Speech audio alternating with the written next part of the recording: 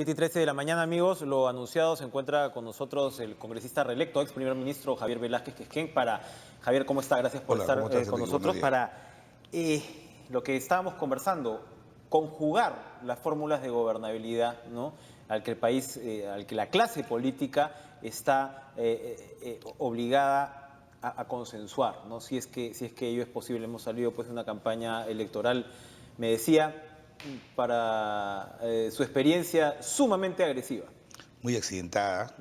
Yo creo que el problema, buenos días, el problema ahora no es un tema de técnicos. Las líneas generales del gobierno en política económica, en tema de enfrentar al delito, que son recurrentes y coyunturalmente los más importantes, eso es un tema que ambos candidatos lo han tenido casi diseñado en la misma fórmula. El tema ahorita es el tema político, hay un entrampamiento político. Al término de la elección, como te dije, nunca he visto una campaña tan agresiva, tan violenta en adjetivos. ¿Ha sido de lado y lado o ha sido sobre todo hacia el fujimorismo? Bueno, yo creo que no es un momento para contabilizar. Lo que sí creo que el gran problema ahorita es un tema político.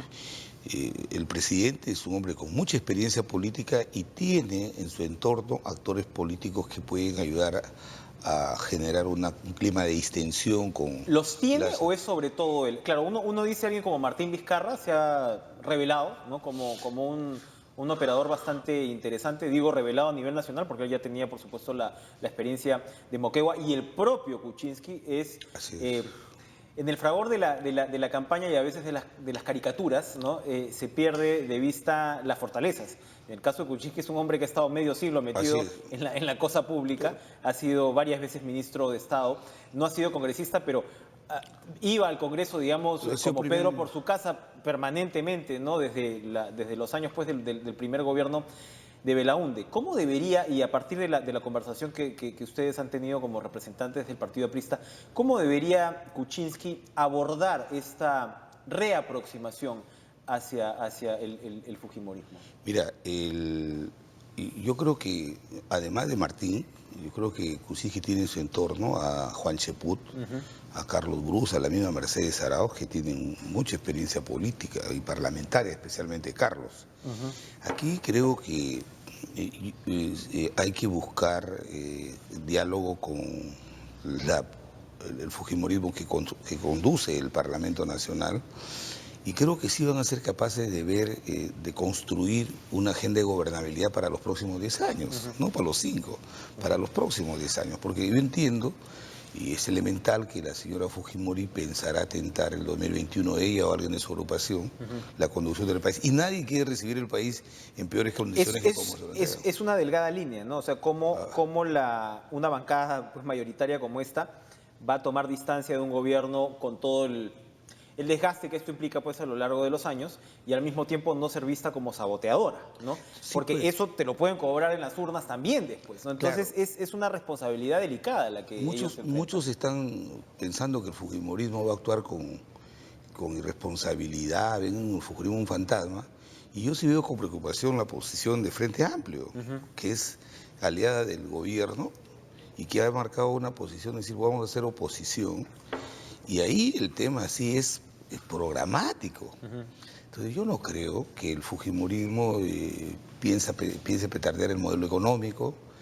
Frente Amplio sí cree que está, digamos, ¿cuáles podrían ser las diferencias?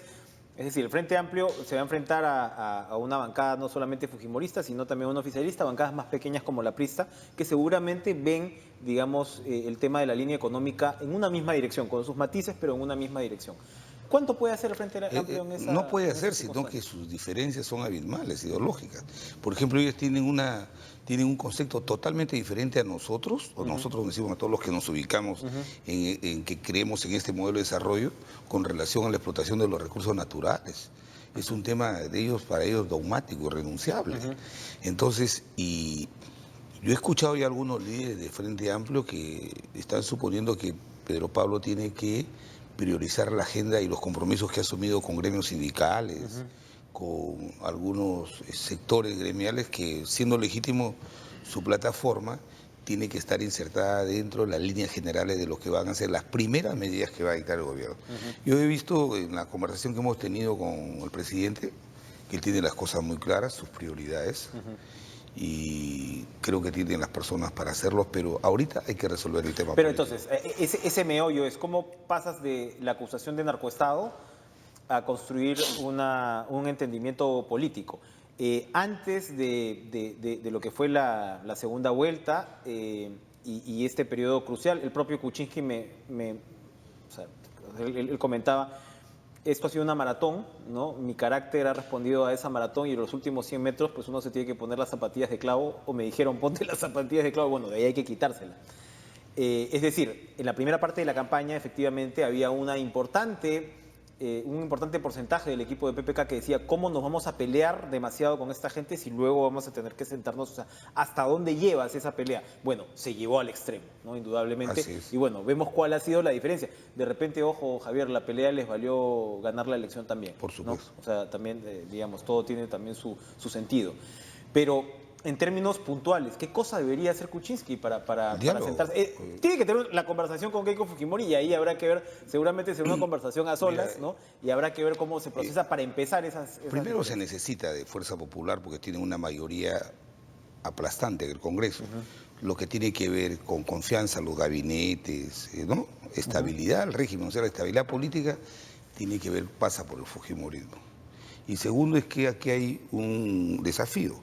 La propuesta programática del partido que ha ganado de Pedro Pablo Kuczynski y la alternativa a esa propuesta que es el fujimorismo que tiene una mayoría en el Parlamento. Por eso creo que el diálogo, y teniendo operadores tan importantes como los que te he mencionado, yo creo que hay que privilegiar ahora el diálogo político. Es un tema, la gobernabilidad tiene que ver hoy día con un desafío de enfrentar el tema político que está un poco entrampado. Se pide disculpas, se pide perdón en unas circunstancias como esta, porque hablando pues así directamente, ¿no?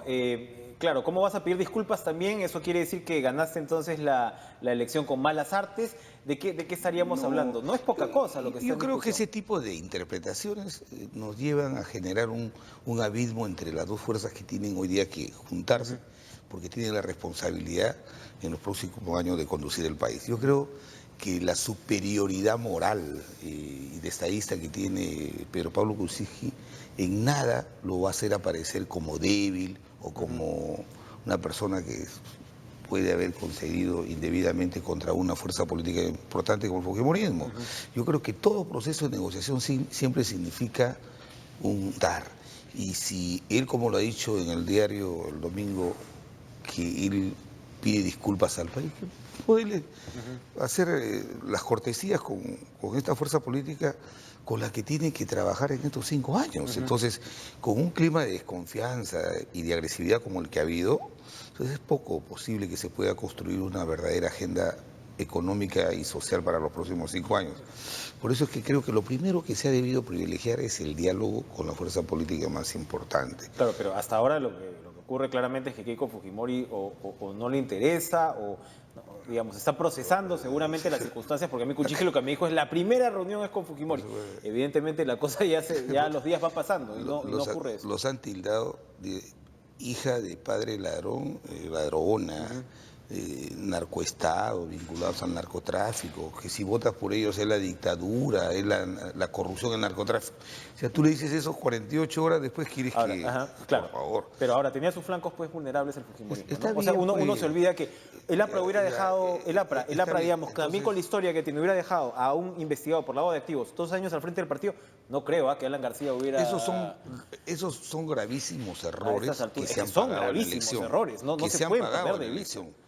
Porque era impredecible una semana antes que el fujimorismo perdiera con 6 puntos en las encuestas sobre Pedro Pablo Kuczynski, pero estos dos hechos, eso tiene que ver con la inmadurez que todavía hay en la construcción de partidos políticos, porque en partidos tradicionales como los nuestros pues, es impensable que la conducción de un partido se la des a una persona por la condición económica, sino tiene que ver con parte de una trayectoria política. Hablando del APRA, esta complejidad, esta cierta incertidumbre política que estamos viviendo en términos de gobernabilidad, ¿cómo aterriza en el partido aprista?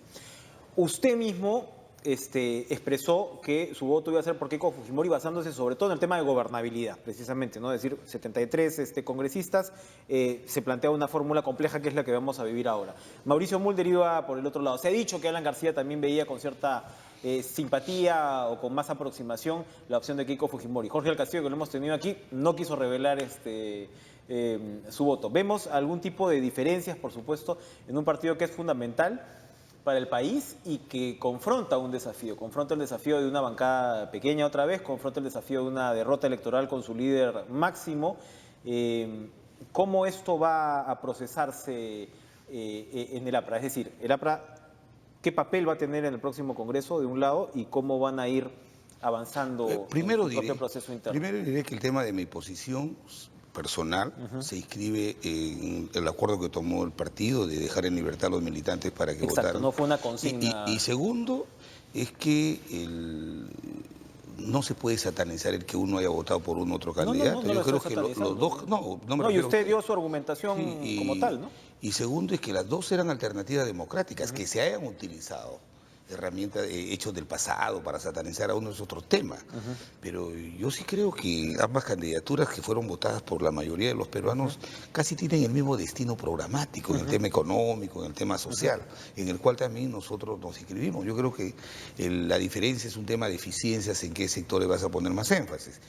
Y nosotros, como un partido democrático, entendemos que estamos pasando por una crisis orgánica que tenemos que resolverla, que pasa por reinventar la organización del partido, promocionar nuevos liderazgos, de entender mejor los problemas que hoy día tiene el país e interpretarlos, y saber canalizar las aspiraciones de los nuevos actores sociales que hoy día hay en el país y que circunstancialmente no han respaldado la propuesta del partido. Lo tenemos muy claro. Un son politicón como Alan García, es posible pensar en una suerte de, no vamos a decir jubilación porque no se va a jubilar, pero digamos, el fin de la carrera político-electoral de Alan García. ¿Es posible pensar eso? No, imposible. ¿No? Y te lo digo por la siguiente razón.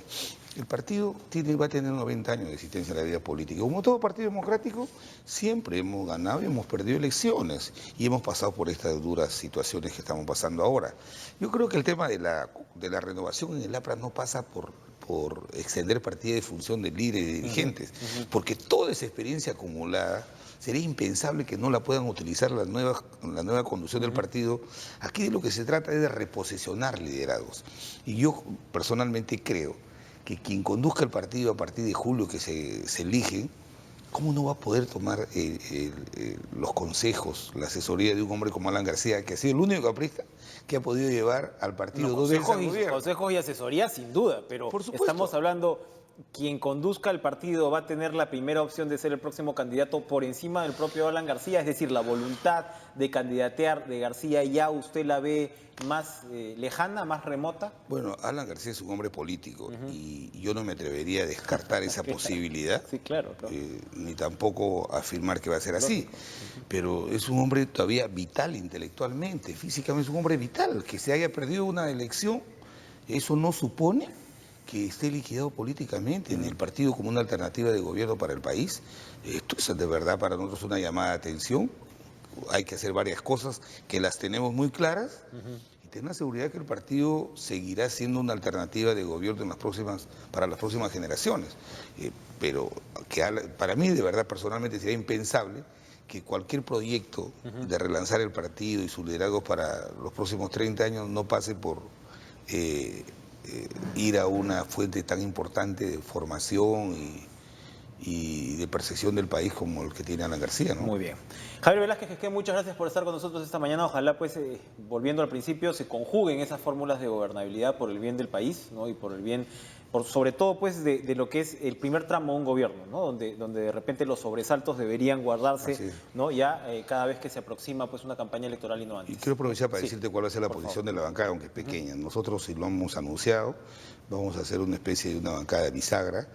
Vamos a apoyar sin condiciones todo aquello que el gobierno, el presidente Pedro Pablo Kuczynski, impulse en beneficio del país en el tema económico, en el tema de seguridad ciudadana. No vamos a hacer, aunque seamos 5 parlamentarios, furgón de cola de cualquier emprendimiento de querer alterar o poner obstáculos en el camino del gobierno. Tenemos una cierta independencia que la firmamos en nuestros principios y en la responsabilidad que tenemos en este momento de ayudar al país y ayudar a la gobernabilidad, ¿no? Bancada bisagra, dice Javier Velázquez Jequén, es lo que va a hacer el APRA. Y sobre las bisagras, gracias otra vez por estar con nosotros esta mañana. Sobre las bisagras le vamos a preguntar después del corte a Juan Cheput de Peruanos por el Cambio, que ya se encuentra con nosotros. ¿Cuáles van a ser pues esas bisagras para volver a tender puentes? Y también les cuento, vamos a regresar con una interesante noticia con respecto a la campaña pues de donación de sangre. Tenemos un enlace en vivo porque sangre no es lo que necesitamos en el Congreso, sangre es lo que necesitamos donar en estos días. Ya volvemos, 7:28.